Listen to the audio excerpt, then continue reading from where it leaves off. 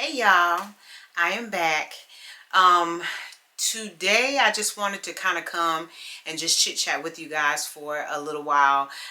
What you're going to be seeing in this video is what we kind of got into on my birthday cruise. But let me just start off by saying I had all these plans to kick off the month of September. I was going to be going live. I had a lot of things that I was going to be doing. And when I tell you everything that could happen, did happen, and there were all sorts of roadblocks and barriers and hurdles and obstacles, and you name it, it was so much that was happening that it was just too much going on. So a lot of the things that I wanted to get into, I couldn't get into. A lot of the content that I wanted to push out, I couldn't push out. And then before I knew it, it was time for us to get on the ship. So the other thing I wanted to tell you, because we learned a very valuable lesson.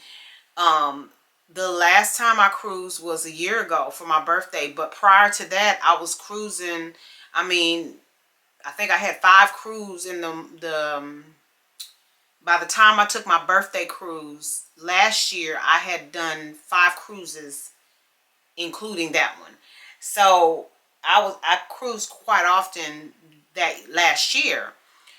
So by the time I go to the cruise port terminal.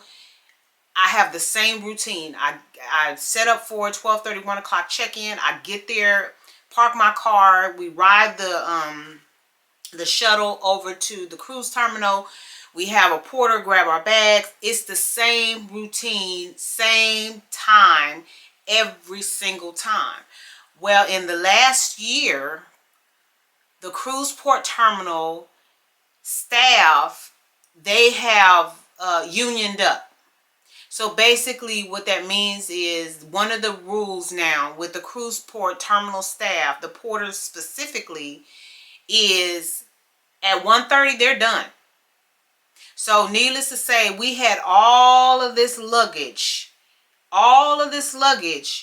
that we had to physically get onto the ship ourselves, because when we got there, all the porters were gone. We didn't have a clue. The lot was empty. And again, keep in mind, this is the same time I get there every time I cruise. So now we're going to have to do early check-in. And the reason I do the check-in time that I select, the reason I selected is because by the time we get through getting our luggage to the porter, working our way through the line, getting on the ship and all of that, doing muster, we're able to go right to our room because our rooms are ready by that time.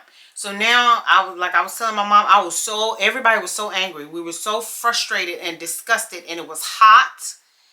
And it's like none of the people at the cruise port terminal had any sympathy for our situation. They could have helped us because we literally was right at the 1:30 mark, but they absolutely refused to help us. So everybody had 2 or 3 bags trying to get everything. We're trying to get through the process, the line where we get processed to get ready to get on a ship. We got to go through check where they put your arms up, and they, it was such a horrible experience getting on this ship that I have to completely revamp how we're going to cruise now, because ain't nobody got time for that. Nobody has time to be fumbling with bags and stuff. And you're talking about dealing. My mother was on a walker. I had my stepdad with me, and he was trying his best. Then the whole process of them, and I don't know if it was because this was the Jubilee versus the Breeze or the Dream or one of the other ships, but the process of them, like how they conduct their wheelchair service, was crazy. My mother and stepdad wound up on the ship like almost 30 to 45 minutes after us. So we were supposed to go with them, but I'm glad we didn't, because by the time they got on the ship, we was already at the room. Bags had been put in the room and everything. I had done got her sign and sell card, put, you know, and put her bag, like the ones that we had for them, put their stuff in the room. I mean, it was just, when I tell you it was chaos, it was chaos. So that is how my cruise started. My birthday trip, that is how it started. Chaotic. We didn't even get to go to the sail away party, because that's our little tradition. We go to the sail away party and I film the footage of people dancing and stuff. We missed everything. We missed everything, trying to figure out where my mom was, trying to figure out, you know, just all the chaos. And all the chaos, we didn't even know that we had left the port. We had no idea that the sail away party had started. By the time we realized, like, we missed the sail away party, child, I don't even know how long we was floating. But it was just a horrible experience starting off. And I'm gonna kind of give you a little bit of information. I will tell you that in the process of us doing what we're doing, 2 of the ports that we went to, we had never been to before. Everything was so far away. And these are 2 ports that you cannot take somebody who is physically challenged to these ports, because everything is too far. Like, literally getting off the ship and trying to get from the ship to where everybody is going to eat and, you know, to the beach and all that kind of stuff. When we got to Honduras, I mean, it was just a lot. And then we got to Costa Maya, trying to work our way through first of all, from the ship to the end of the dock. And then from there, working our way through the shopping area to try to get to the taxi. Oh my gosh. It was a lot. I watched videos and things like that, and nobody prepared you for how far, excuse me, how far you were going to have to walk. Out of all the videos that I watched, they talked about how beautiful it was, and they showed you the sights and everything, but not one person mentioned the distance from the ship to your ultimate destination, nor did they mention the fact that you were going to be going down and in a decline. And again, my mom had a walker. So imagine coming back up. The poor guy that was pushing her in the wheelchair, he was so tiny, but he was pushing his butt off, trying to get her back up that hill and back over to like where the duty-free shopping and stuff is, so we can get on the boat. They don't prepare you. That's Mahogany Bay and Costa Maya. So I was telling my mom, there are 3 things that if I never do again, I'll be okay. One is to go on a Jubilee. And my best friend told me, she said, Toni, I don't like it. She said, all the food, everything is spread out so far. And you know, when she initially said that, I didn't understand it. But once I got on that ship and we got to moving around and seeing what stuff was, yeah.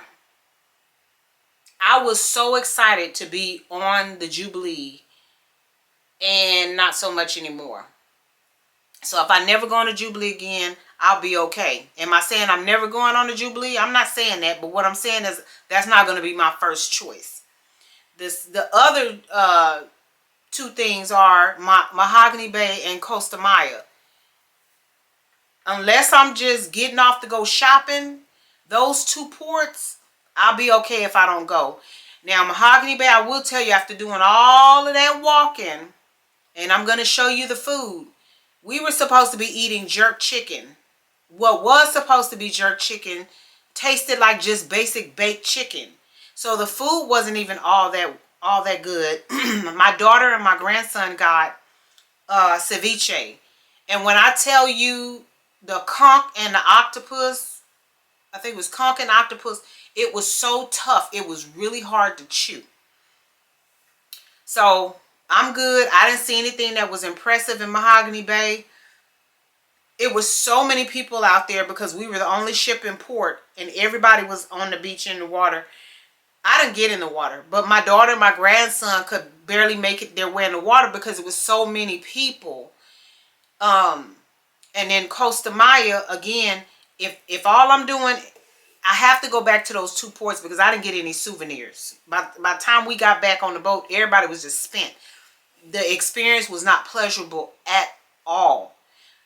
So I want to go back, if for nothing else, to get my souvenirs saying that I've been there.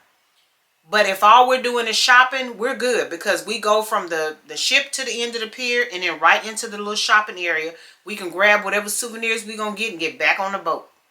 So the only stop that was really pleasant for us was Cozumel.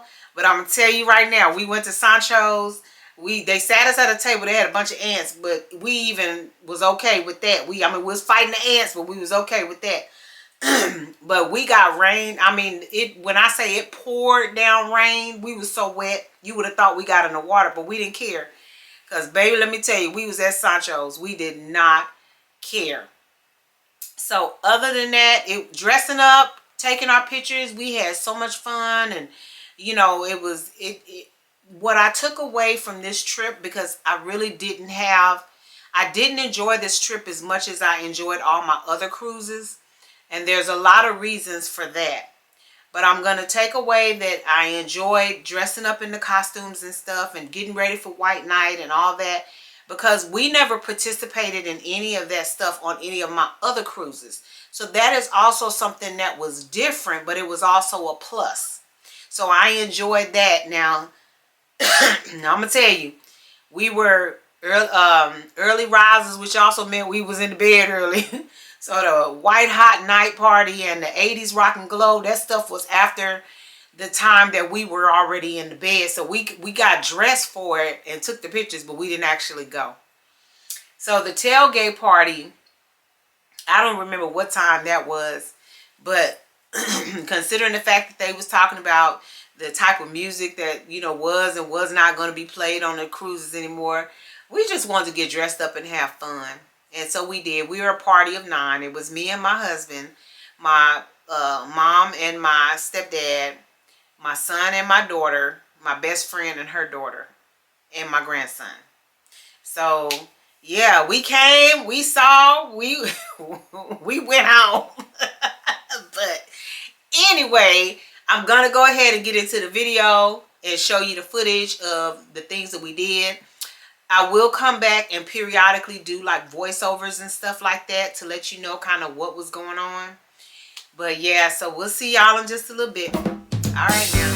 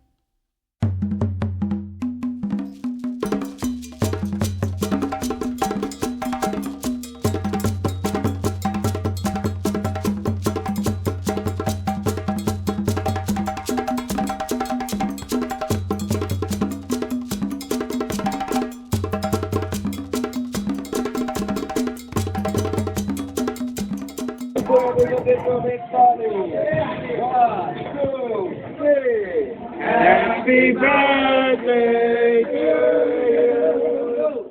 Happy birthday to you. Happy birthday, dear Toni.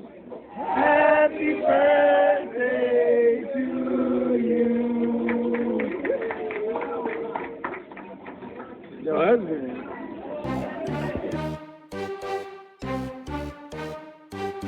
If you're not already a member of the Fetch fam, what are you waiting for? Go ahead and download that app, scan my QR code, and get to scanning those receipts. You might as well take advantage of it. You're already spending the money. The receipts translates into points, the points translates into cash, and you can redeem that cash via store card or cash card, or you can donate to charity. Well, all right, we're going to go ahead and get out of here, but you know we don't do so without saying, love yourself, love somebody else, and until next time, y'all take care. Bye.